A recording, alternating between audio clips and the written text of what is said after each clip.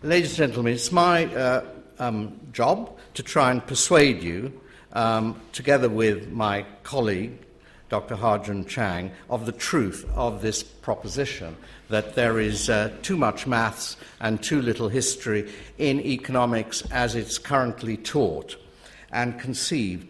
Well, let's start off with an obvious question. Why do people study economics?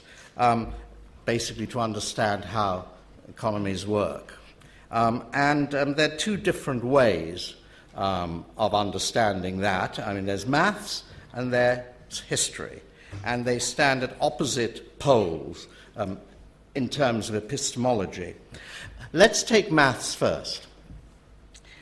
First, two things that maths tries to do, claims to do. First of all, it's concerned with propositions that are necessarily true.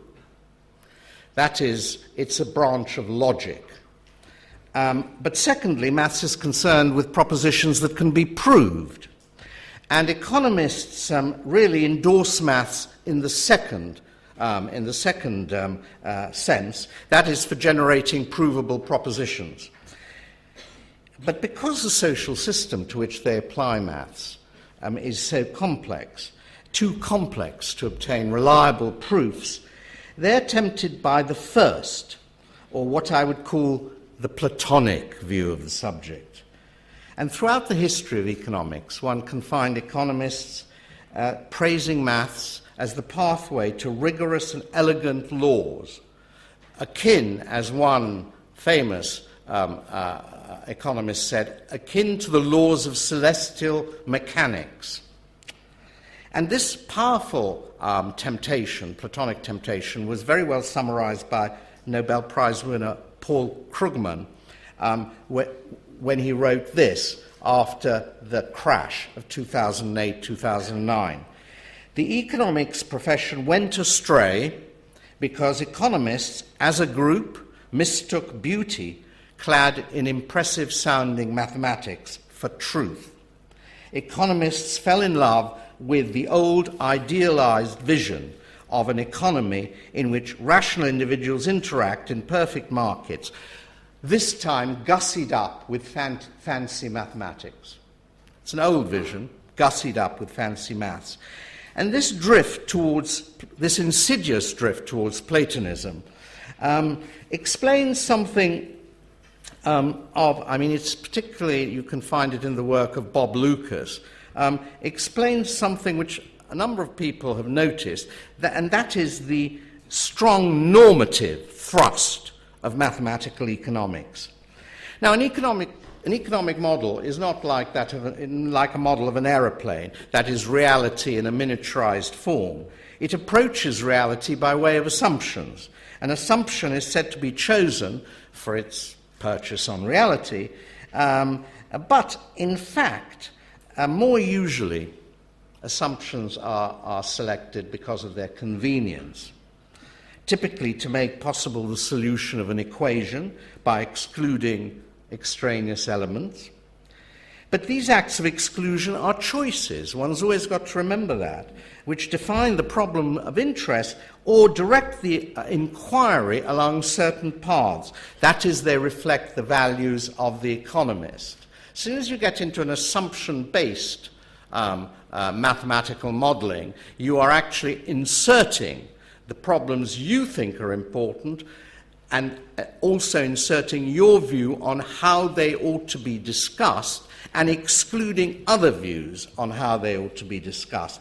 And this exclusionism, together with the virtual impossibility of proving anything, gives mathematical economics a powerful incentive to make the real world more like their models than to make the models more like the real world.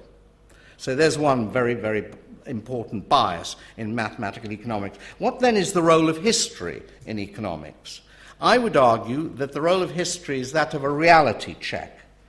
Propositions from financial theory, such as risks are correctly priced on average, could not survive any actual knowledge of financial market, the way financial markets work, or of economic history. The branches of history especially suited for reality checks are economic history, the history of economic thought, and political and social history. All are excluded or minimized in the standard economics curriculum. They have been largely pushed out by mathematical economics. The general reason for the exclusion of history is quite insidious. It arises from the belief that everything to be learnt from history has already been incorporated into the latest textbooks, and this ludicrous belief has taken a heavy toll on the study of economics thought. It arises, I think, from what I call physics envy,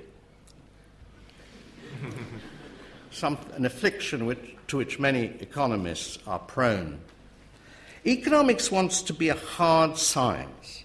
If economics is like a natural science, the lessons of history have already been incorporated in the latest models, and no useful purpose is thereby served by recalling the history of mistakes. To quote J.B. Say, famous for something known as Say's Law, and this was already true in the early 19th century, he wrote, "What useful purpose can be served by the study of absurd opinions and doctrines that have long since been exploded and deserve to be? It is mere useless pedantry to attempt to revive them. The more perfect a science becomes, the shorter becomes its history. Our duty with regard to errors is not to revive them, but simply to forget them." So much for the history of economic thought. And contemporary courses in economics have taken Say's dictum to heart and made it their business to exclude past errors. And that's why you don't actually have any study, really, of economic thought in most economic curriculum today, because they would be the study of mistakes. And we've transcended those mistakes, haven't we? That's why we never have any crashes.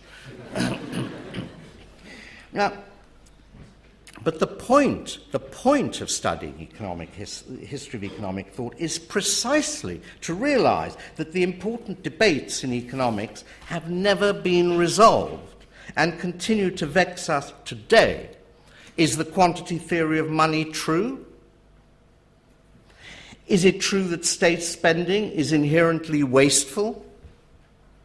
Economists have always been divided on such issues, and the different contemporary schools are heirs to these disputes. To sanitize them by delivering a mainstream textbook account or opinion is to rob the subject of its richness, diversity, and ability to illuminate reality. Knowledge of the history of economic thought can help us avoid hubris or absolute confidence in our own favoured school of thought, be it neoclassical or post-Keynesians. And so economists shouldn't aim for a comprehensive, universal and timeless theory, but must try to keep up with and understand a continually changing system. Studying history makes it clear that the truth of economic propositions depends on the context in which they are applicable. For example, can anyone doubt that the Keynesian revolution arose out of the circumstances of the Great Depression? Can anyone doubt that Friedman's monetarism was a reaction to the inflation of the 1970s? To take a less obvious example, and this I think is controversial, the marginalist revolution of the 1870s was part of an attempt to refute Marx's labour theory of value. The notion that the factors of production are paid their marginal products was a very useful affirmation of the value of the businessman to society. Economists try to get some historical hinterland into their understanding of the economy, but by copious use of statistics and econometrics. But as Robert Solow rightly points out, in an article very well worth reading, all narrowly economic activity is embedded in a web of social institutions, customs, beliefs, and attitudes. Concrete outcomes are undoubtedly affected by these background factors, some of which change slowly and gradually, others erratically. As soon as a time series gets long enough to offer hope of discriminating among different hypotheses, the likelihood that they remain stationary dwindles away and the noise level gets correspondingly high. Under these circumstances, a little cleverness and persistence can get you almost any result you want. Finally, history shows us how economic ideas reflect power structures. Can one reasonably doubt that financial theory reflects the interests of the banking system in freeing itself from state regulation? So let me end with a final thought. Progress in economics is not from the particular to the general. I think that's a big mistake. We don't start with partial and incomplete theories which evolve through a process of maths to ever more general theories which contain progressively more of the truth about economic life. That's the model of a natural science. That is not how economics works. It's never been true of economics. I would like to champion the view of horses for courses, for choosing those bits of economics appropriate to different problems and situations without any presumption that one approach is superior to others. For example, development economics requires relatively little maths because the real problem has to do with government and governance. On the other hand, if you want to forecast the conditions of supply and demand for a particular product or a particular sector of the economy, then maths is very helpful and useful and indeed essential. So there's there is a case for mathematical microeconomics. In fact, it's very important. But having said that, the banishing of history from standard economics curricula is a symptom of a loss of pluralism and imagination in the discipline. It's become complacent. It's become archaic in many, many of its intellectual structures. Students now leave universities thinking there's only one way to do economics, the way they've been taught in years 1, 2, and 3. And this lack of diversity leads to intellectual arrogance. Economists treat anyone who doesn't do economics in their way as somehow inferior. They may be politely condescending, but the condescension is undoubtedly there, and I expect the condescension to be polite this evening.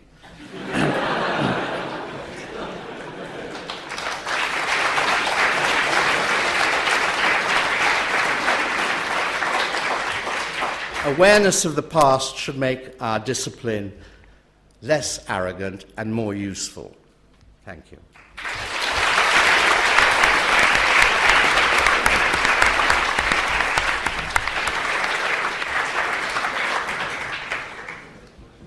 Thank you very much, Lord Cegelski. I now call upon Professor Caselli, who will not be in the least bit condescending, I'm sure. Hello.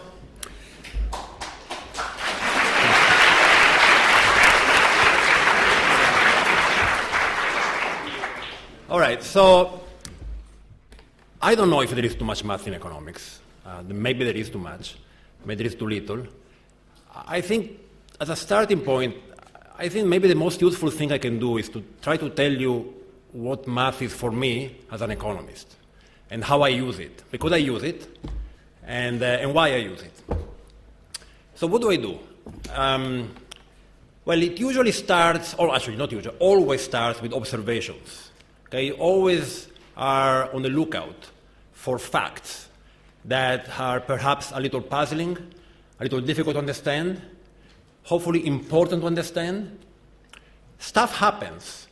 And I think economists are here, if the stuff that has to do with economics, are here to explain why it happened. Okay? In fact, actually, economics, in many ways, is history, because it's about looking at something that happened Maybe it's just an event that has been described by other historians or by even journalists. Or maybe it's in the data, and there is some data that tells you, look, there is a fact out there. And then, as many historians do, you look at this thing and try to interpret it and understand it, to tell a narrative, to tell a story for what happened in that particular case. And it almost never starts with math, almost never. It starts with an intuition. It starts with a hunch. It starts with some kind of story you tell yourself in your mind. And you tell it yourself with words. Okay? You tell it with yourself with words. You say, this is an interesting fact that just happened there. Or maybe it happened 200 years ago, for that matter. It doesn't matter. How can I explain it? Maybe you say, well, here is a possible story. A, there was fact A. That fact A caused fact B then caused fact C. You tell yourself a narrative. Okay? Now, what happens when you tell yourself narrative? So this is building a theory. Okay? Now, building a theory doesn't mean to use math.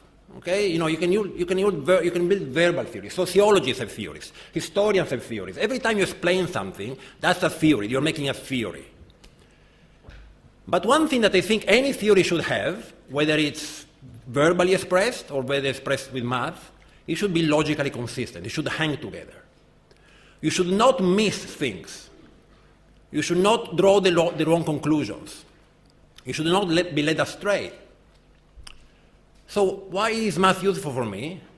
Because what I do is I first tell myself the story in words, and then I retell the story. Try to retell the same story in math. And why is that useful? Because sometimes, if you really want to know why that's useful, it's useful because I'm not smart enough. Okay? I'm not smart enough to just verbally think about all the things I might be missing in my argument. But if I miss something, the math will tell me. The math will ring a bell and say, look, you are not getting what you were expecting. So you're missing. Your story was too simplistic. You missed something. Okay? Let me try to give maybe a flavor. This is a bit risky, but let me try to give a little flavor of how that might work. Okay? Now, this is a bit difficult because I think many of you, I don't know how many of you are econ majors or have taken my course, for example, in the first year. So I need to come up with something that is accessible to people who haven't taken even first-year economics. So it's going to be something very simple. Let's say that, Steve here, my colleague Steve, is a labor economist. He worries about what happens to labor supply when wages go up, will change. Okay? Will workers want to work more when the wages go up than they were before the wage went up? So if I approach this question in a very verbal, simple way, I think I'm going to come up with something very clever, which is this. Wages went up, well, workers should be willing to work more. Okay? The reward for working is up, so they should be working more. And I might be tempted to run with it. I might be tempted to say, well, that makes sense, I'm going to run with it. Now, if I force myself to also write the same story in math, I will immediately realize that I'm missing a big chunk of the story, which is, as wages are higher, of course, as you probably, all those of you who are in economics already know, as wages are higher, people also can afford to consume more leisure.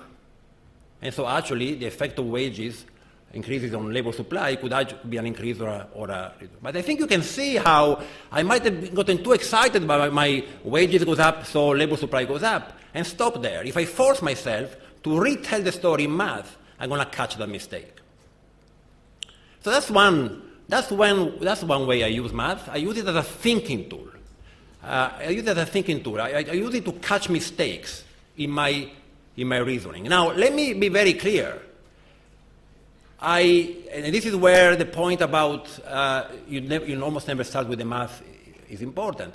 If I just found that my simple intuition was wrong, just because the math said so, and then I went to my colleagues and said, well, the math says it's this, I get kicked out of the room.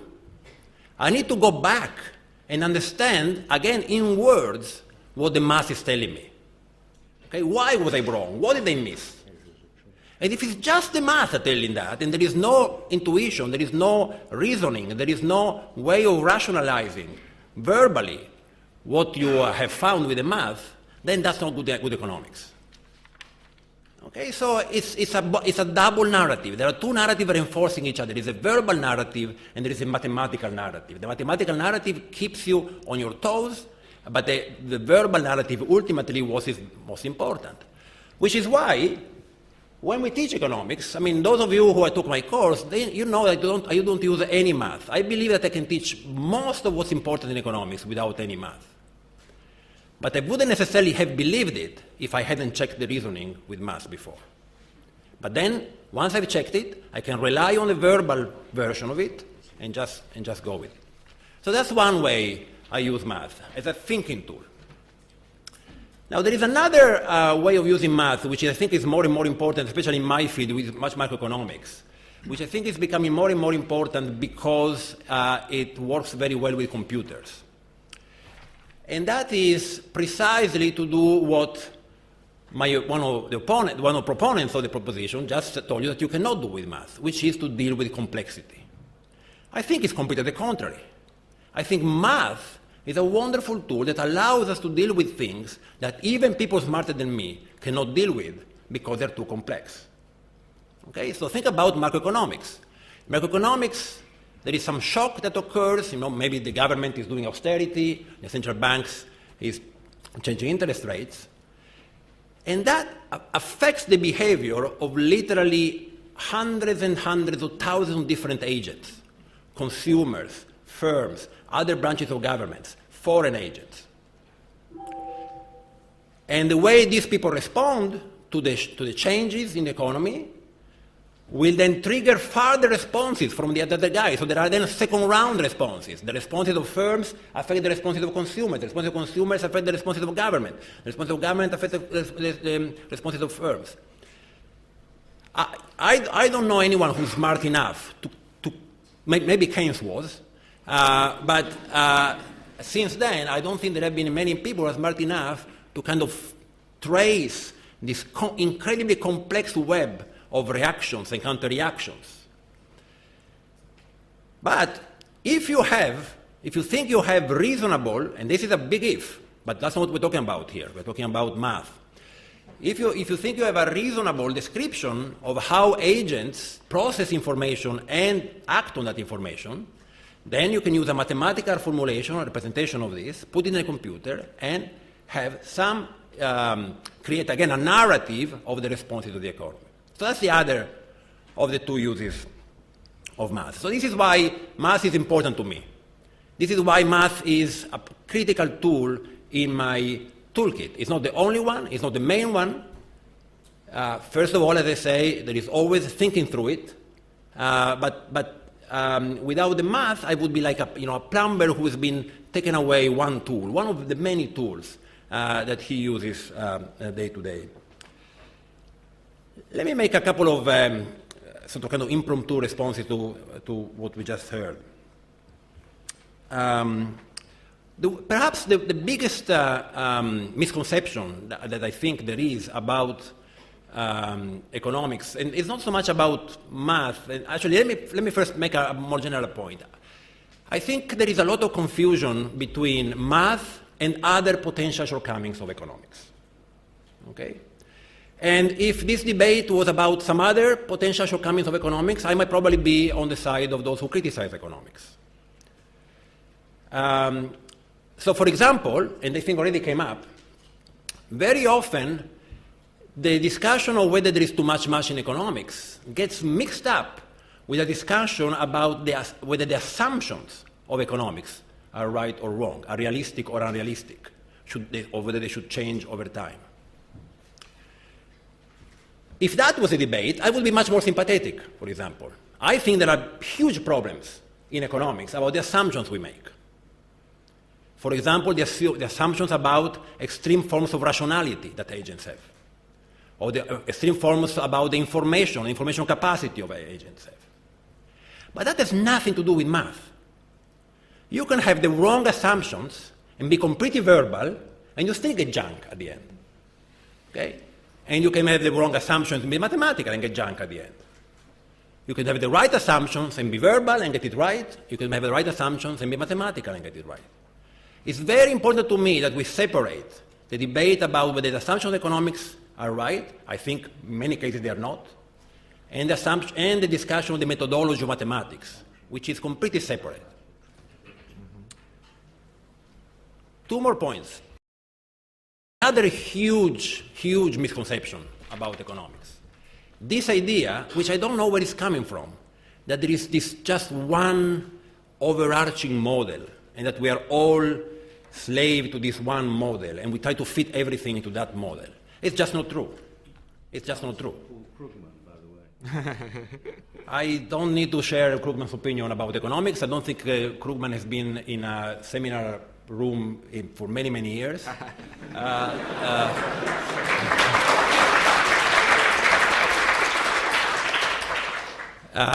It's just not true. Again, go back to my initial example. You observe something and you tell yourself a story. Okay? You're not going to try to squeeze this into some big brother kind of Platonic model that is out there. No, you're going to try to write something that is essential and that try to get at that particular question. And so I completely agree with Roskidelsky. You should have a different approach. The model, the story that you tell is going to be targeted, tailored to the particular questions you're asking. And that's what we do all the time. History, I have very little to say about that. I think there is an enormous amount of history in economics. There is an enormous amount. Let me just give you one very small piece of information. It's not dispositive, but I think it gives you a sense. In the economics department, we give every year, actually no, not every, we started this year, but from now on it's going to be every year, a prize to the two best PhD theses, okay, to the two best PhD theses of that year. So we have theses on the Great Recession, of course. We have theses on development in villages in Bangladesh today. We have theses on labor markets today. We have all sorts of stuff focusing on the present. The two winners of this year's prize wrote theses on, respectively. One wrote a thesis about the consequences of the Napoleonic blockade on the development of the cotton industry in France. This person won the thesis for the best prize for the best PhD thesis in the economics department this year. The other winner won a prize for the consequences of the introduction of the telegraph between Europe and North America at the end of the 19th century. These are the two people we, the economists, the history-blind economists, have given prizes to this year in the department. Of course, we knew that there was this debate coming up.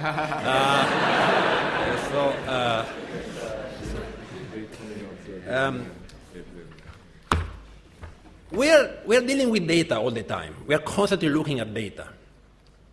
And I think that's one way of making history, of looking at history. The data tells us histories, and our job is to try to understand them. So I think we are historians more than anything else.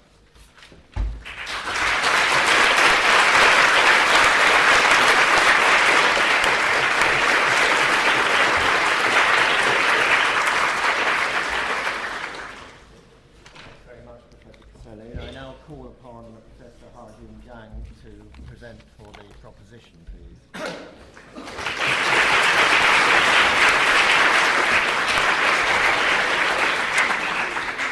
Right. Thank you, everyone, for coming. Thank you, the organizers, for organizing this wonderful event. Let me start with this. According to Dr. Sheldon Cooper, the greatest scientist of our time, well, after Stephen Hawking, according to him at least, from Big Bang Theory, in unraveling the mysteries of the universe, we need three things: math, science, and history. Yeah? It's there. Yeah? Note that there is no economics there. Yeah?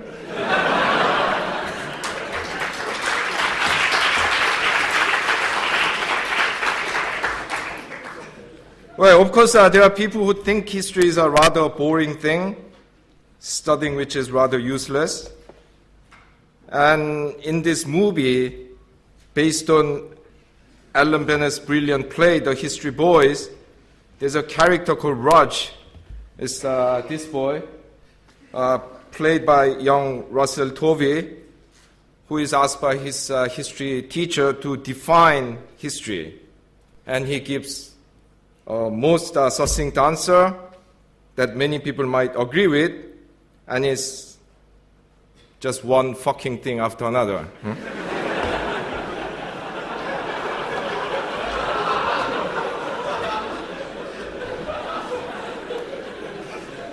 Well, indeed, these days, many economists what happened here?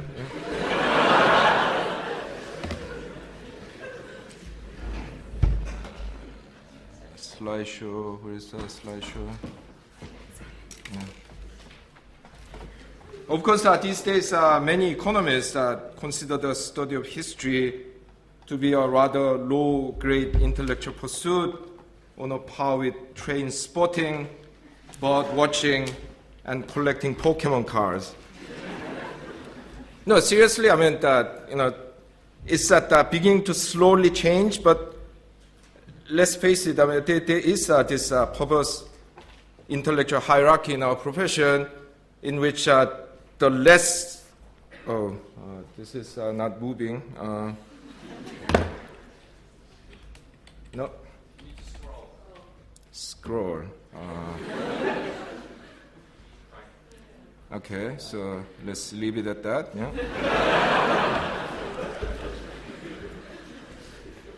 Now, this is a perverse intellectual hierarchy in which the less what you do is related to the real world, somehow the intellectually more superior you are. Huh? So if you're the cleverest, you do mathematical modeling of something that has very little to do with the real world, like, I don't know, Turing machine. Huh? No, don't get me wrong. I mean, these things have to be done, you know. I'm not one of those people who deny that these things are useful, but somehow these people are thought to be superior to other people. Huh? And if you're not that clever, you, become econometrician, but then never running regressions, but econometric theoretician. Huh?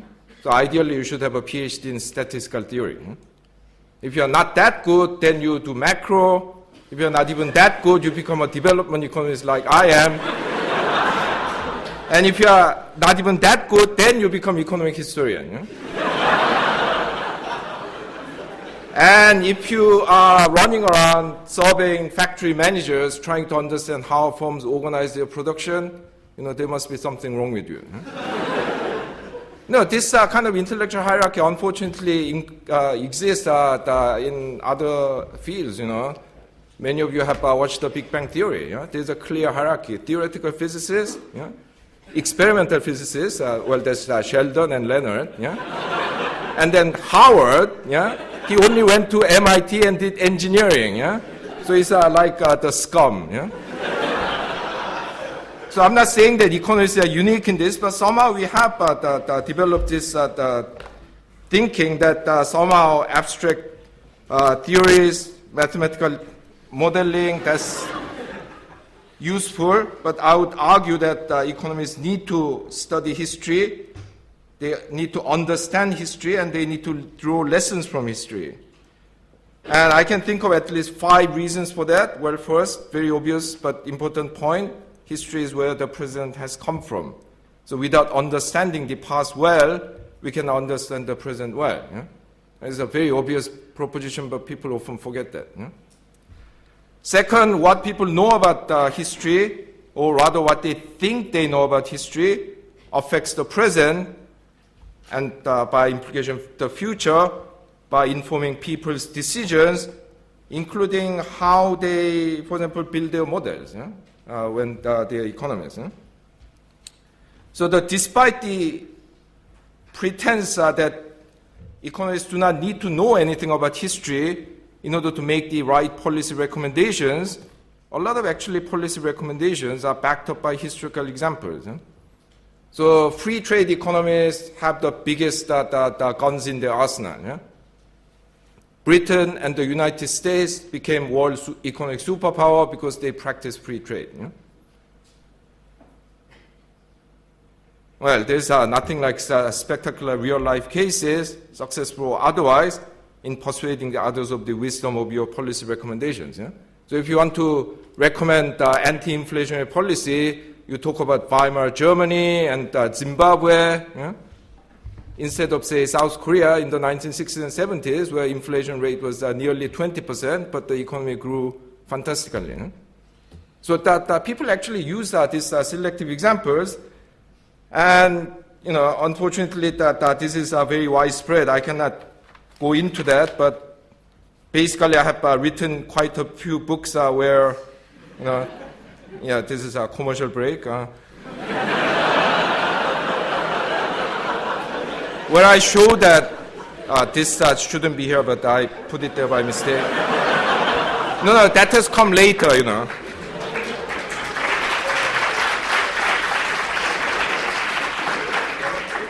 I've written these things to show that this sort of official versions of British or the US history are very incorrect. And if they knew that Britain was the most protectionist country in the world in the late 18th, early 19th century, if they knew that the US was the most protected economy for 120 years since the 1830s, the promoters of free trade, whether they are economic theorists or policymakers, may not have such conviction in their policy themselves and would have harder time in persuading the others.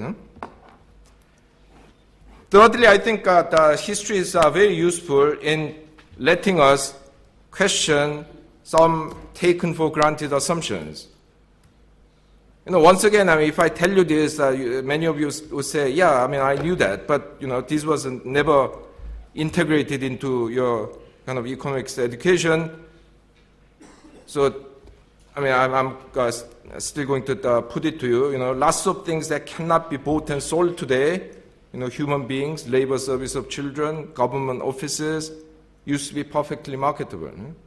On the other hand, there are things that could not be sold 100 years ago, even 50 years ago, but they are sold center, left, and right today. A lot of countries didn't have patents until the late 19th century. Financial derivatives became what they are today only because in 1982, two of the financial regulatory bodies in the United States agreed that you can actually financial derivative contract based on unreal things like inflation rate or weather or things like that, things that cannot be delivered. So that created a whole new set of financial products. And once you know these things, you will realize that the boundary of the free market into which political logic shouldn't penetrate is actually not drawn by some timeless law of science. It's drawn by political and ethical decisions.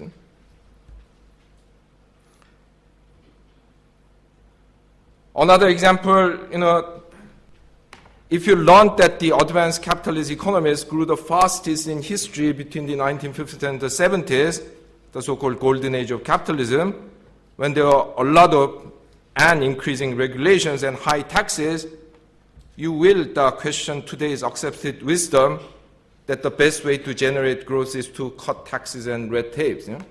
The United States in the 1940s and 50s had two communist presidents. Maybe you haven't realized that. They were called Harry Truman and Dwight Eisenhower. Under them, the top income tax rate was 92%. Despite that, the U.S. economy grew at 2.5% during the golden age. In the last 3 decades of neoliberal experiment, it has grown at 1.5%. These are all in per capita terms. So once you know that, you will think differently of all these underlying assumptions. Fourth, history is useful in making you see the limits of economic theory. As I like to say, life is often stranger than fiction. And history has given us so many successful economic experiences at all levels, nations, companies, individuals, that cannot be explained very well by any single economic theory. I mean, Robert already talked about many different schools of economics, and in that book, the User's Guide, I tried to explain that there are at least 9, this is useless, at least 9 different schools of economics, and they all have their strengths and weaknesses, and it's because they were all developed in order to solve particular problems. They are based on different political assumptions about human nature, assumptions about ethics, and so on, and they are good at different things. So to illustrate that, I give you the Singapore problem. When you read about Singapore in, the newspapers or standard books on globalization, we'll only hear about this free trade policy and its welcoming attitude towards foreign investors, which it has. But you will never be told that 90% of land in Singapore is owned by the government, 85% of housing is provided by government-owned housing corporation. They have a forced savings scheme, and a staggering 22% of GDP is produced by state-owned enterprises, including the famous Singapore Airlines. So I often put it to my graduate students, give me one economic theory, it doesn't matter what it is, neoclassical, Keynesian, institutionalist, Schumpeterian, one economic theory that can single-handedly explain Singapore, and I dare say that there's nothing like that. So you need to know that these different theories, different historical experiences. Even just to look at the data, I think we need to learn a lot about history. Let me give you a beautiful example. All this openness and growth regressions. So you measure some countries' openness by looking at, say, the effective rates of protection or some indicator of openness. But unless you actually know something about the countries that you put in this regression, you can make a big mistake. For example, in South Korea, between the 1960s and 1980s, there was a very rigorous foreign exchange rationing by the government, which made tariff rates almost meaningless. The tariff rate could be anything. The government can refuse to sell you foreign exchanges because the government owned all the banks. So if you know something about Korea, you would be immediately skeptical about using tariff figures to measure openness. I said that because I happen to know a lot of Korea, but what about other countries? If you look at other countries, probably there are 50, 70 countries where tariff rates are not that meaningful. So even just to use data in intelligent way, you need to know some details about history. And last but not least, we need to look at history because we have the moral duty to minimize live experiments with people. This is a serious point. Economists have killed actually a lot of people. From central planning in the Soviet Union, the Big Bang transition back to capitalism, austerity policies following the Great Depression, structural adjustment programs in the developing world. They have ruined many people's lives. Of course, learning history doesn't make you repeat the mistakes. It doesn't make you avoid repeating those mistakes, but it reduces its chances. So we need to learn history out of moral duty. So that's the summary, but let me spend the last minute or two to talk about the more practical side of the argument, because a lot of economists say, the history is useful, but then when it comes to actually assigning hours to different parts of the curriculum, they say, well, however, there's so much math to teach, let's forget history, let's drop it. Some of them even say, well, history people can teach themselves, they can read books. but we have to teach them math. Yeah? Well, I think this is quite problematic because unless you put your money to your words, so to speak, you are not really being serious about it. Yeah? Now, if you say that, yeah, I mean, I recognize history is important, but we have no time to teach history, then you are just giving lip service. Yeah? So that if you really think history is serious, you have to teach this. Yeah? Teach this in a systematic way. Yeah? Because that history, somehow we have developed this idea that if some things are written in words, it's easier to understand. No, it's not like that. Yeah? I mean, history requires a particular type of reasoning and understanding and empirical skills. And for that purpose, I think that this needs to be properly taught. And unless it's in the curriculum, you cannot expect students to study it. Yeah?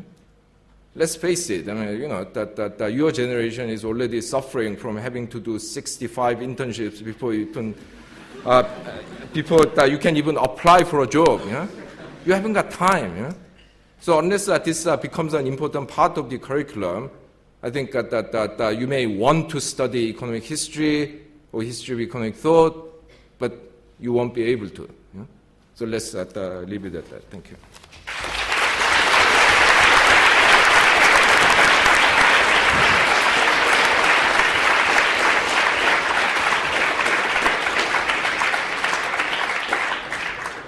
Very much, Mr. Chang. Now we have the other point of view from Jean-Stephen Ricard.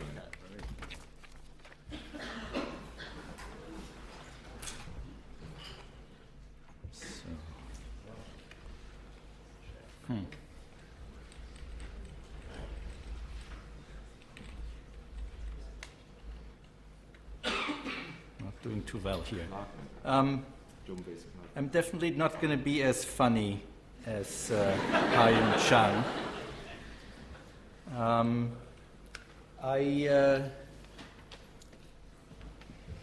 I liked some of the jokes and I liked lots of the snippets from the proponents.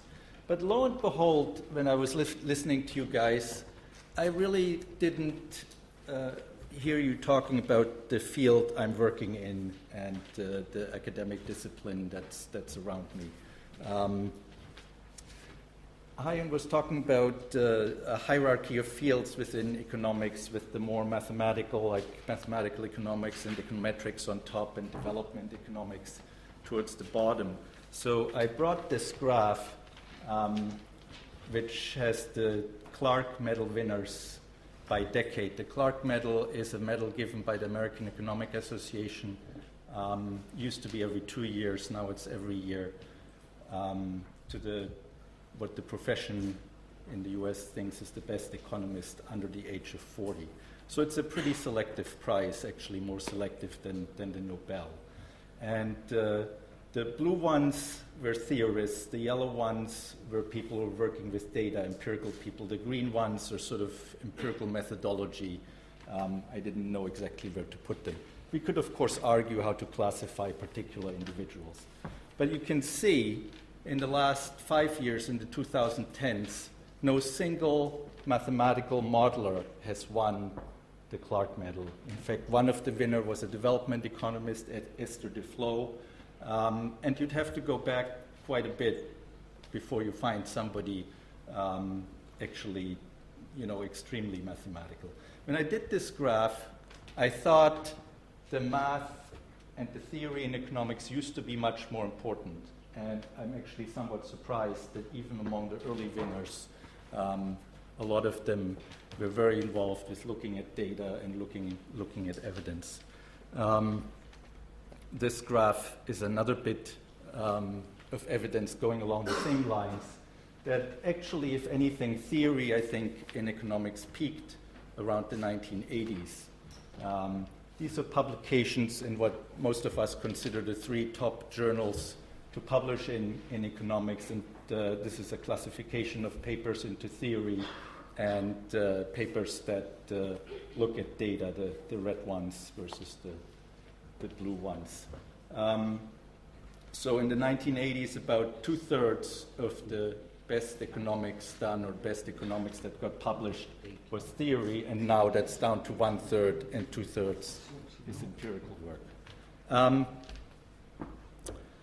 So in general, it seems to me that economics has gotten quite a bit away from just doing modeling and turned a lot towards looking at evidence and thinking about it. A lot of the empirical work that's being done these days is actually not particularly mathematical or even particularly based on models, but having some theory in the back of our minds, and I think everybody actually agrees with that, is sort of necessary in order to interpret the data as well and think about them.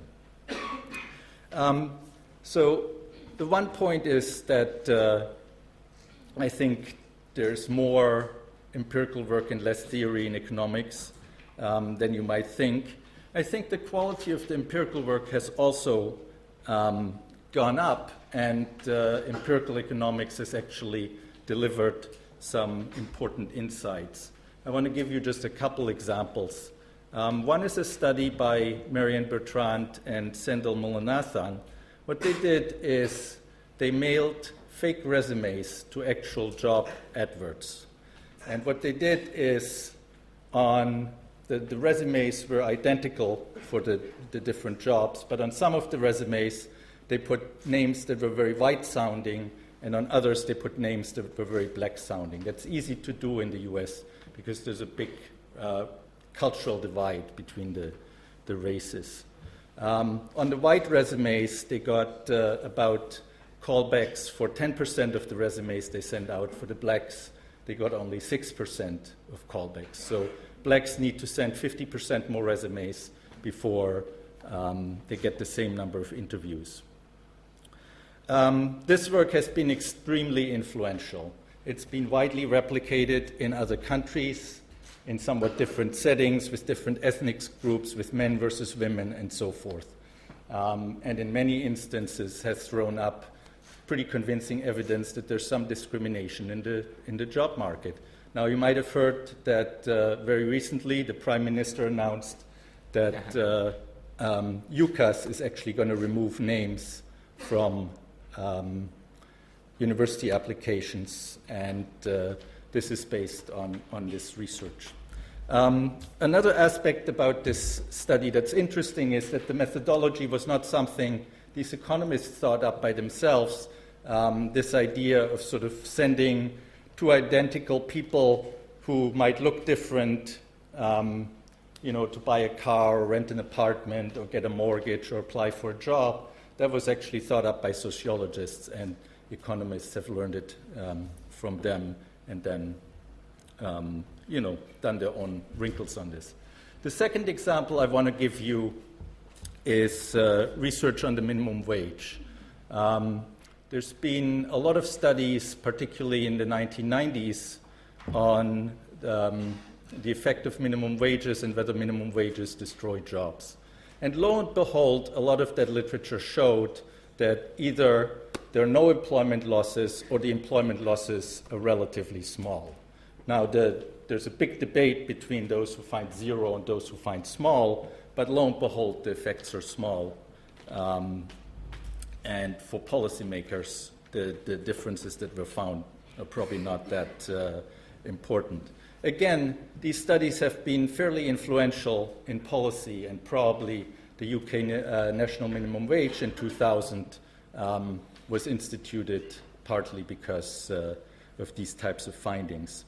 Now, no employment effect of the minimum wage goes against the most standard model of a competitive labor market. If you have a downward sloping labor demand curve, you would think that raising the minimum wage destroys some jobs.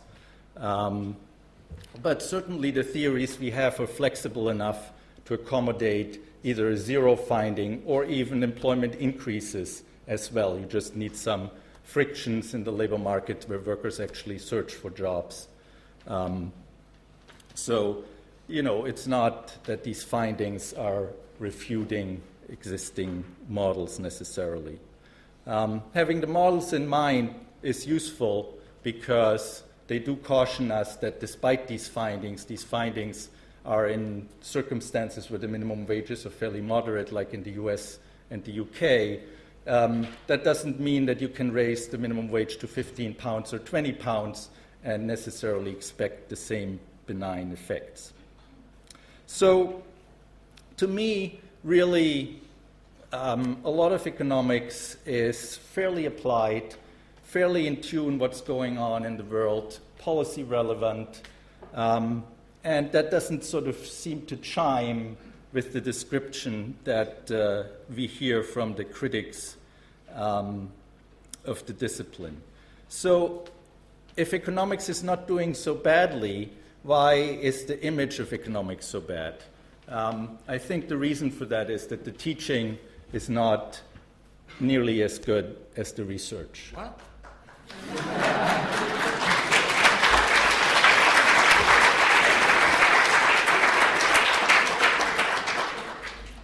I think the teaching is concentrated too much on the math. There's too little empirical context and too little applications of what we're doing and too little effort to teach you to actually make use of the tools that we have at our side, are you? You know, my conclusion is basically, I agree with you guys.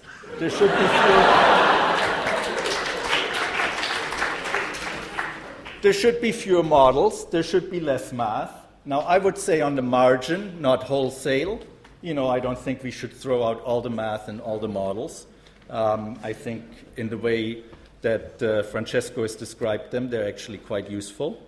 I would like there to be some more history in economics and in the economics curriculum. I'd be fairly open to this. I think we should interact more with other social scientists. I don't see anything wrong with that.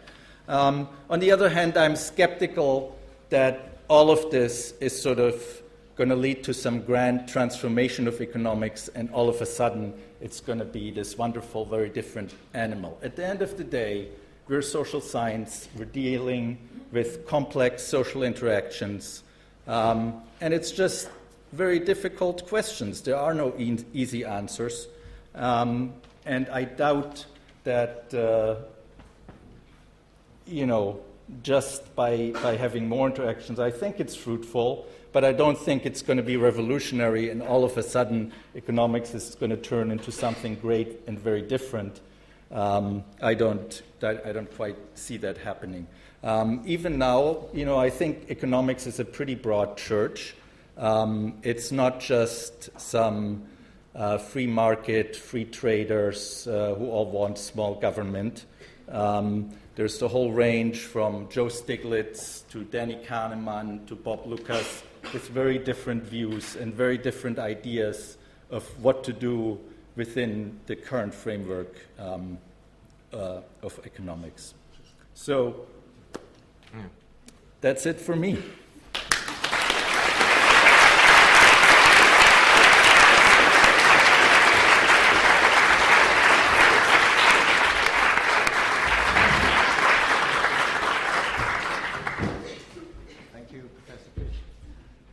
I would like to follow up on the point, what I regard as the critical point made in that presentation, that there is a difference between the undergraduate curriculum and what economists do for research. Mm-hmm. It seems to me that this distinction is worth discussing in more detail, and I imagine there are some people on the floor who have strong views about that. But could I just ask the other panel members who about whether they think a distinction between applying this proposition to the undergraduate curriculum has more validity than applying it to economic research or advancement of knowledge. Any offers? I think there is certainly that problem. I mean, what is taught in the classrooms is quite behind what's happening on the academic front. But I think, if you think that only marginal adjustment, like introducing a little bit of this, little bit of that, would help. I think that we have a problem because I think that the problem with the current undergraduate teaching program is, unfortunately, it has been designed on the assumption that the students are mostly likely to go on to graduate studies. But let's face it, 90% of you are going to go out in the real world, work in the private sector, work in international organizations, work in NGOs, work in the think tanks. And for that, I think the curriculum is just too kind of abstract and not related enough to the real world. And I think that is a serious point that we need to confront. It's no good pointing out that, Duflo did this, Acemoglu did that, if what you see that in the classroom is a rather abstract, duality theorem and, lots of math and, students need time to learn other stuff. Yeah, could I just reinforce that? When I was at Warwick, I spent a number of years marking MSc theses, and they were all formulaic, really. You start with an intuition of some kind. You then introduce the model in a mathematical form, and then you test it in some way or other. Usually end up inconclusive, but you've shown you can do what's required, and those are sort of things that certify you as competent. Now, whether you do anything after that that's any good, it doesn't matter. That's the sort of the next stage up, having done one's undergraduate course and gone into that. And I would also, say one thing that I don't recognise. I think the opposition drew a distinction between mathematics as modelling and the use of maths for empirical work. I don't see that. I don't see that is quite right, because what I think members of our side were arguing was that a lot of empirical work is it doesn't consist of a time series or comparative series. It is using history in a non-mathematical way to tell us something about what happened before. And I think the attempt to confine everything within the envelope of mathematical technique of one sort or another, whether it's modeling technique or statistical technique, is exactly where the subject goes wrong, because it's too exclusively reliant on it. That would be the point that I would make. On this last point, I couldn't disagree more. The wealth of knowledge that empirical work, by which I mean cross-sectional panel data, perhaps a slightly less time series, but even time series has yielded is just extraordinary. And I think Steve gave two very clear examples of that, where we have used economists, have used econometrics to tell us things that are of first-order importance about the world in which we live, and I think econometrics is the right way to go for many of these questions, and we are blessed to have this tool, and it would be catastrophic if we lost it. Yeah, well, we agree with that. Is it the only way to go? You seem to equate empirical with statistical. I think I've expressed my respect for history. Have you? Absolutely. I think so. What history have you found worthy of respect? Can we? I think we want to have a little order here. I would like to see if we can elicit some opinions from or positions from the floor. We've got a short time, so someone here. Can we get the microphone down to this rather central position?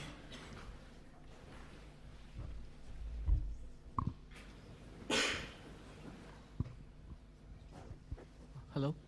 Yeah. So one of the issues that I find with Professor Skidelsky's argument is really the centrality of economics towards policy making, And by policy making, I'm defining it as something which is technical, right? So consider the problem of the central banker who wants to decide to raise interest rates, right? There you need, don't you think we need some kind of a framework to tell us, for example, how much the interest rate should be raised or reduced? History can tell us whether or not we should do this at all. You know, whether the Fed should raise interest rates right now is a question that history should analyze in detail. But without rigorous econometric models of some sort or the other, without some kind of theoretical framework to back us up, how much does the Fed raise the interest rate when it has to make this decision? And what kind of basis would we give to such a question? Are you asking me specifically or Powell? The entire side that thinks math should be thrown out if, you know, Well, of course, I mean, of course, you have to have a theory of what the impact of changing interest rates is. But that has been disputed. It is, I mean, you've got to know something about, some people argue that interest rate policy is actually relatively ineffective at doing either in its effect on prices or in its effect on the real economy. I mean, that has been a dispute going on. Now, it seemed to have been resolved in some way in the 2000s when the whole of macro policy was really interest rate policy. And you know, certain things happened, and that was a signal to raise your interest rate, to raise bank rate, others to lower them. It turned out that was actually not adequate. It was incomplete. And now, since the recession, the arguments have started again. You've got a zero bound. Now what do you do? Now, the point is you've got to know something about those disputes. Then you come to a judgment. Of course, data are very important, and that includes quantifiable data as well. But then pure economic history and knowledge of the history of economic thought is absolutely essential for a central banker to come to a judgment. And in fact, sensible central bankers who are not slaves to dead economists actually find that they do use their judgment. I mean, I think that's a very interesting example of how the statistical work and historical work have come together. The response in the U.S. to the Great Recession in particular was led by a man who has written mathematical models, estimated statistical relations, and being a scholar of the history of the Great Depression. And we were very lucky to have that guy. And he in was the wrong. US. You're talking of Bernard Bernanke. Yeah. He was. There's another story to be told about the Great Depression. Why did narrow money increase during the Great Depression? You know, I mean, the whole thing is subject to dispute. If you know nothing about the disputes, but only know about Bernanke and Friedman and that line to an explanation, yeah, well, I mean, you know, you're likely to be quite, you know, make some serious mistakes as a central banker. You think the U.S. has dealt badly? Monetary policy in the U.S. has been the inappropriate one during the Great Depression? Can I see if we get somebody else in on the conversation? You prefer the ECB policy? No, that's worse. Hi, I'm Huang from Rethinking Economics Network. I'm not going to comment about mathematics in academic economics, as I'm not an academic myself, but I want to comment about what I was taught as a student. And as an academics graduate, I can only summarize my 3 years of undergraduate economics education as too much useless math and too little, if any, history. I mean, I am not anti-math myself, as I'm sure none of us here is. I enjoy math a lot. But I am against the excessive reliance on one particular tool to explain the whole economy. I mean, when can we students stop learning only about constraint optimization, which, by the way, is 19th century mathematics, and start learning some other useful tools to understand the open, complex, adaptive system we call the economy? I mean, where is psychology, where is politics, history, sociology, and of course, also some real 21st century mathematics, why we at it?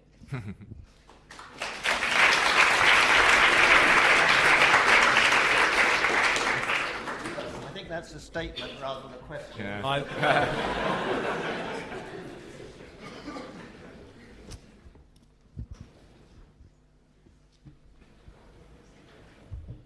Thank you. I wanted to react to a comment made by Professor Caselli and trying to differentiate between two debates, the one on the assumptions in economics and the one on the use of mathematics. But I think they're very much linked in a way that history of economic thought can teach us that the constraint by thinking quantitatively and wanting to do mathematical modeling in economics constrain the assumptions that can be used. If economists are so fond of rational expectations, it's because they're very convenient in modeling. The same way as if we assume selfish interest, it's because it allows us to have closed models. And so the same would go with some assumption of having rational behavior with some bias. It's still a simplistic view of human behavior that is very useful when you want to think in terms of equations and closed models. Can I just say, before rational expectations, even in mathematical model, we had adaptive expectations, which are much, much easier to deal with. So, that was a movement towards complication. And by the way, I don't necessarily think that was an improvement in terms of the plausibility of the assumption. So, and I think there are different ways. Okay. So, for example, critics of economics like a lot now something called agent-based modeling, which is basically a mathematical model with no optimization. Okay, that's cuts away completely all the optimization part. So that's much easier, actually. That's much, much easier than having optimizing agents. So I think the statements that the assumptions are driven by mathematical convenience is just not right. In fact, abandoning adaptive expectation was a movement towards more difficult math, more difficult models. Using model with optimization instead of something like agent-based models is more difficult. Thank you. Could I have another contribution from the floor, please? Person right at the back.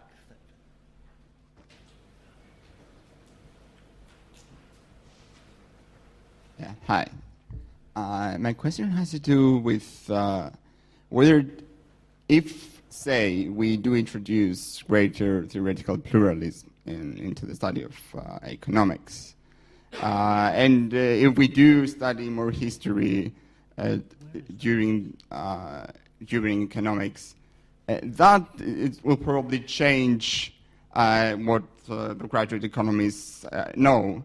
And when they try to enter into the labor market, what their employers expect them to know. Now, given that I will guess that employers really like the mathematical approach because it's easier to be implemented into a model, and in turn it's easier to sell to customers in financial markets. You can create a model, you can predict things in theory at least. So what do you think that, how is economics going to compensate in terms of getting money into the study if we introduce more history, and thus we kind of decrease the mathematical sophistication of economics graduates? Yeah, can I respond to that? Well, first of all, if that one problem with this country is that most employers are in the financial sector. So they are working at something more prone to quantification. If you are working in the car manufacturer or other types of companies, that kind of mathematics might be less useful. I mean, you will need maths for engineering, but not for the financial management.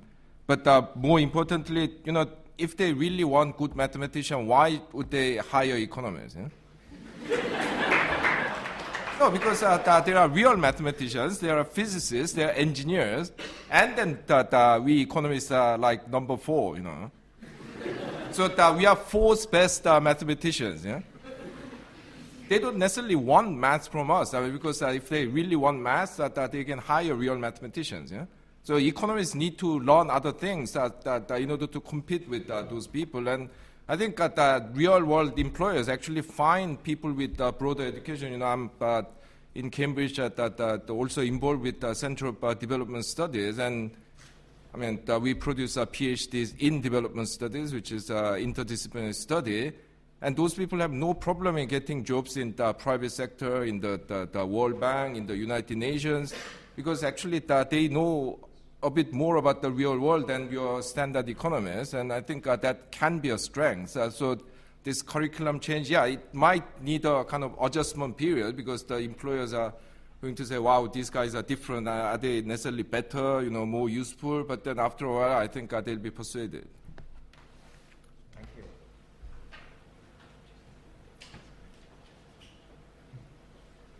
The lady? Yeah, the lady. Yeah.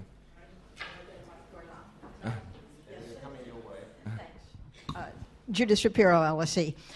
I'd like to pick up on something Robert Skidelsky said. That is, development economics needs little maths because the problem is governance.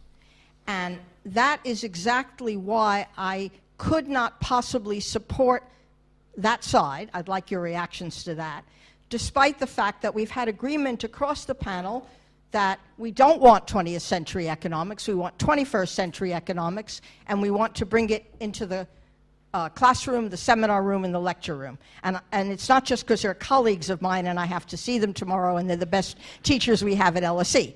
It's because I believe that Ha-Joon Chang has been tirelessly arguing, and very well, and not using econometrics, for the causality flowing the other way. That's how I understand his work. And it was relentless, and it made an impression on me. I'm not necessarily going to apply it to Africa. I'd like to see an argument about that. But he said, the evidence is the causality goes the other way. Today's rich countries acquired most of the institutions that today's dominant view, that's Robert Skidelsky's, considers to be prerequisites. I also don't know what there is about governance. We need to unwrap that, which is what I think some of the random control trials try to do.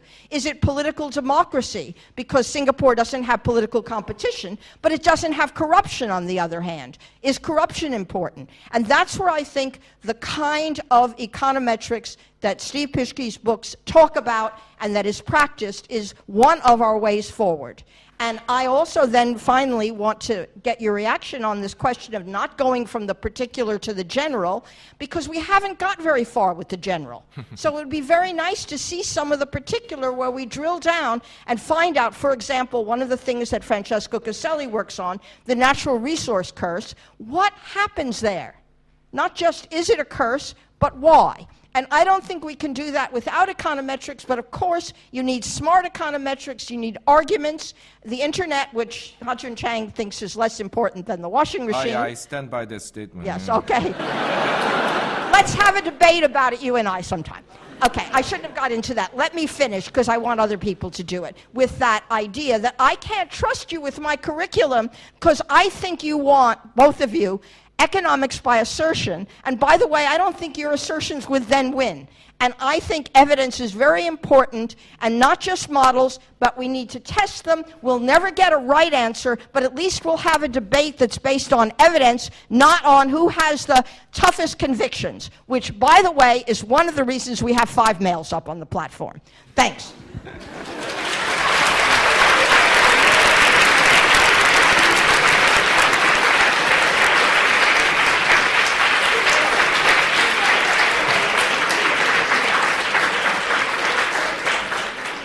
I mean, emphatic statements based on false either-or propositions will always win support in a political argument. That was a political speech. And it didn't really, I mean, it was great. I mean, I enjoyed it very much, but I don't think it really addressed the issues. No one's against evidence, and no one is against using whatever tools you have available to get evidence to support your propositions. I mean, no one is against that. So, I mean, to say that we're against it. What I think I was saying when I made that statement about development economics not needing as much maths as some other branches of economics was that the problem, which many development economists have identified is the problem of governance. And that is not something you can necessarily deal with or resolve just by lots of data. You just can't do it. I mean, these are problems of political theory, these are problems of institutions, how they work, and the context of those institutions. They're examples. They're examples of the incentives facing particular rulers, and so on. So, I mean, I'm saying you just need a broad array of evidence in order to come to a conclusion. Is that so controversial? Is that a reason for saying, we can't possibly support you because you have said you need more than one tool? That's the question I put to you. And that's not, I didn't intend that to be a political speech. Yeah,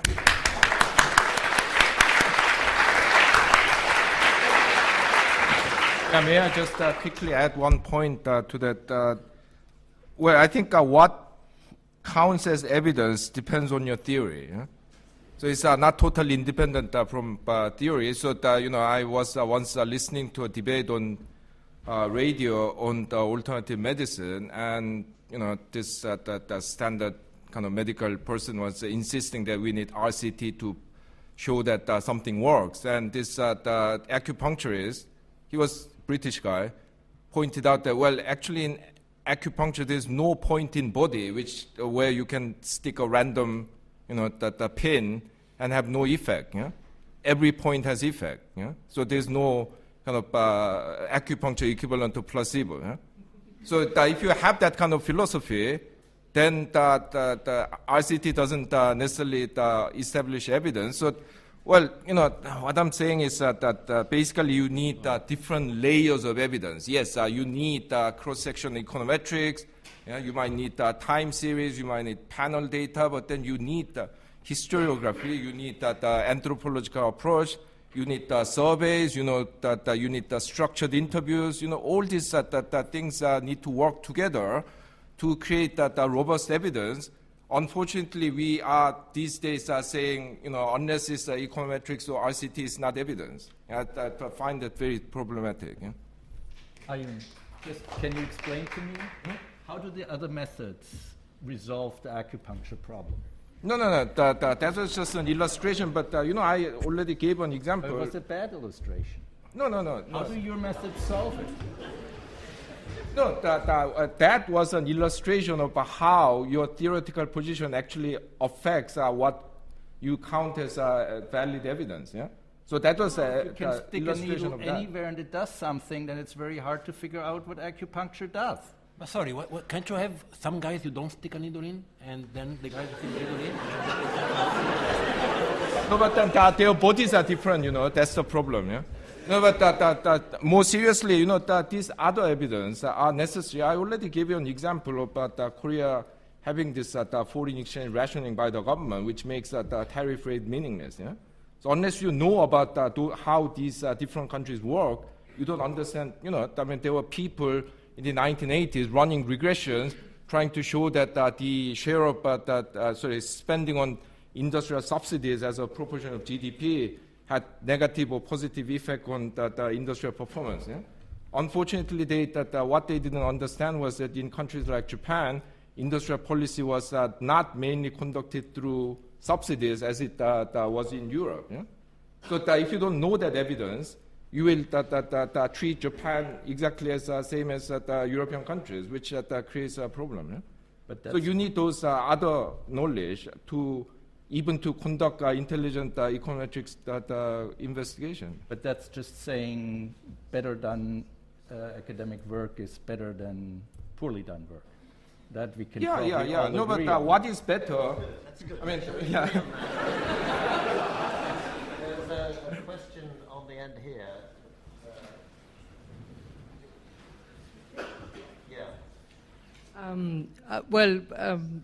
Probably because of this reference to the acupuncturist. But I got sort of interested on this distinction between the particular and the general, and I cannot help but remembering either the work of Karl Popper or Bertrand Russell, and that's the story of the inductivist Turkey. So I want to ask Professor Caselli, because I think that after all, this is a kind of false dilemma, history and economics. I think that there is something prior to that, and it's the empirics of it. And you mentioned, you started your presentation talking about history is like, well, stuff, or the empirics, the stuff happens. Is the data given? Is you consider that the way to economist or a social scientist would take the empirics or the data as given? Is that what you suggested? Yeah, I mean, the way I think about it is a journey that starts with data and ends with data. You start out with the observations, which are often... No, I understood that. My question is if data is given or if it's a historical construct, or if it is part and parcel of the epistemic of it. And that's the story of the inductivist Turkey or the failed acupuncturist. Well, do we start from the observation? Is that observation exogenous, completely external to us? Right. Or is historically determined? And that is a problem with economic history, because we cannot witness the data. We have to work with data that is given to us. Yeah. Yeah. The question was to me, so I'll try to... I mean, look, there are... we could spend hours and hours discussing all the things that are wrong with the data that we have. And then we can also spend many hours thinking about whether the things that are wrong about the data are wrong by design or they're wrong by accident. I mean, just I don't have the patience to sort of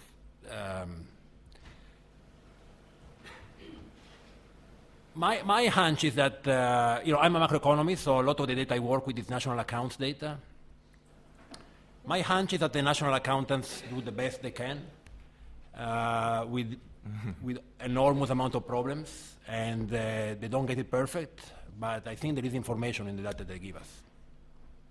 If I may, I'm not going to go to the 1990 Gary Chemist dollars, but I will ask you then, why is that the case that all economics papers end up predicting, I mean, the results are as predicted, and there is usually no attempt to bias or falsify the model or the hypothesis? That's just not the case. I mean, that's not it. I mean, you mean empirical paper? You mean empirical papers?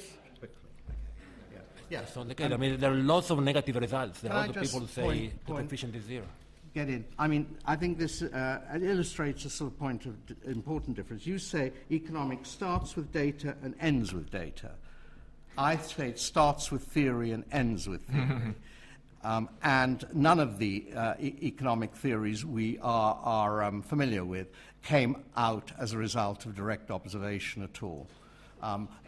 They just didn't. It was, and a very good example is adaptive expectations ends with rational expectations. I mean, it's one theory contesting another theory, and the whole debate takes place within the world of theory. And observation had very, very little to do with that particular transition. It is my sad duty to wind up the debate. I want to call upon both sides to offer a very succinct summary of key points before we take a vote on it. So, I'd like take my short time to rebut your last point.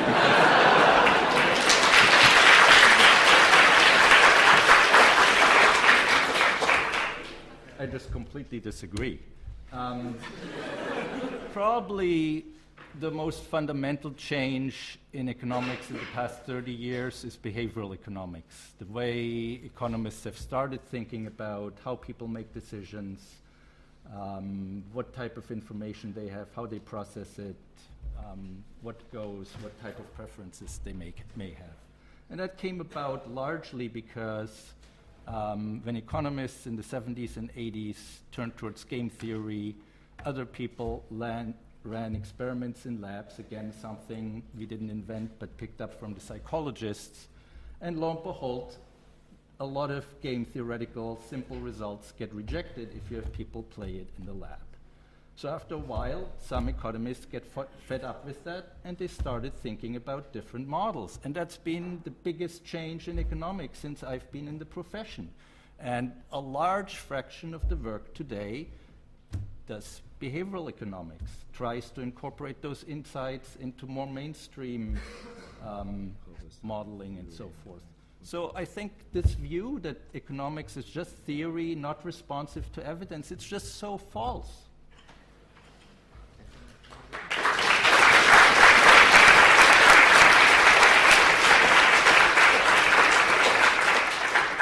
The last word? Is that what you're saying? Well, somebody's got to have the last word. Okay, so one thing I agree with is that probably true that the washing machine was more important than the internet. That I have sympathy with. And look, I think the fundamental problem that I have here is the same as Steve said, which is, and I have this very often when I listen to events like today, which is that the description of the economics as I live it day to day is very different from the description that I hear from the critics. It's not this theory-obsessed, math-obsessed discipline. I mean, Steve showed you the data. It's actually, right now, is an empirically obsessed discipline, if anything. And it's not driven by math. It's driven by observation, and it's driven by a sincere desire to explain facts that happen out there. And the math is just incidental to that process. Thank you. Well, over to those in favour of the proposition now for their final succinct summary. Two observations. I mean, I think that some of the examples given about, for example, the effect of rising wages on work effort. I mean, you think one thing, you think that people will work harder hours, will work longer as their wages go up, but then it was found out that there is also a leisure option in all this. Now, you don't need any modern economics or contemporary economics to understand that people actually do make these choices. John Stuart Mill realized that in 1844 without any maths whatsoever. And therefore, I see a lot of modern work as reinventing the wheel, an endless reinvention of the wheel. That's the nature of the subject, full stop. And every generation, people who haven't been doing economics for long, but just studied in the 80s, I mean, they will say, no, look, we've made terrific advances. I mean, all that stuff that was in vogue 10 or 20 years ago, that's all irrelevant now because we've got behavioral, we're now doing different types of, better types of econometric work, and therefore we advance. I think we will. This is cyclical, and we will. And so I don't accept that. Second point is, I noticed Professor Pischer. He used the word frictions at one time in talking about the labour market. Where does the word frictions come from? Of course, it comes from physics and engineering, and that is the model that the economists will always have. If things don't go away the way that maybe the theory will tell them they should, they will always introduce frictions, and that is exactly the mindset that I am disputing. Thank you. Right. Well, let me make 2 points. The proposition is that there is too much math, too little history. Huh? We are not saying that we should abolish math. We should turn economics into history. No, I'm not saying that. Yeah? I'm a pluralist, both in terms of theory and methodologies. Yeah? I have, never used any math in my work, but I don't say that people shouldn't do math. Yeah? I mean, people should do math. Yeah? We just need division of labor. Yeah? That's the way economics. That's where economics started, wasn't it? Yeah. The first thing that Adam Smith wrote about is division of labor. Yeah? So that's the origin of economics. Yeah? So we should practice that. Yeah. Yeah. So that some people should do math, some people should do econometrics, others do the survey, interviews, historiography, everything. Yeah. And we need all these different theories to fully understand the world. Yeah? So actually, there's nothing to dispute in the proposition, yeah? Because that's only saying that, given that we are actually doing too much math, yeah? Yeah, and I think that very few people will dispute that, because, yes, if we had 9 lifetimes, why not everyone become top-class mathematician as well as historian as well as the interviewer and so on? But we don't have enough time for that. Yeah? So that somehow we don't have enough time for that. Yeah. Thank you. Yeah. One last comment. I mean, we need to think about the cost-benefit ratio that we get from this math. Yeah. I mean, are we getting enough benefit given the cost that the students have to expend to learn all this stuff? Let's leave it at that. Thank you.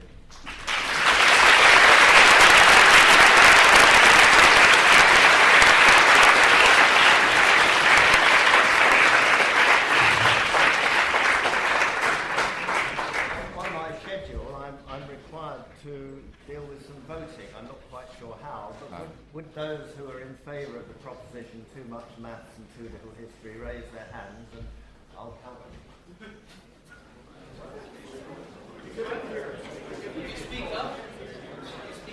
Yeah, if you are in favor of the proposition, there's too much math, too little history.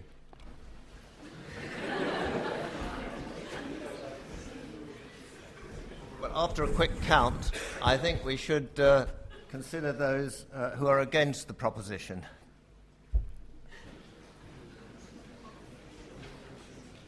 You're good at estimating. What's your intuition?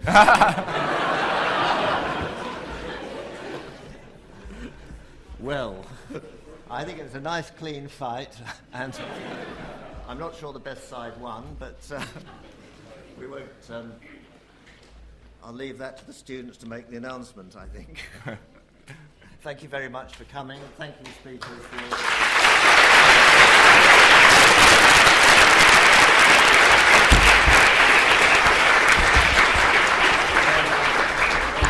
So thank you again to our distinguished panel who gave up their time today to battle it out, leaving no blood on the floor, I'm very pleased to see. If you wouldn't mind just moving out of the auditorium now, taking all your stuff with you.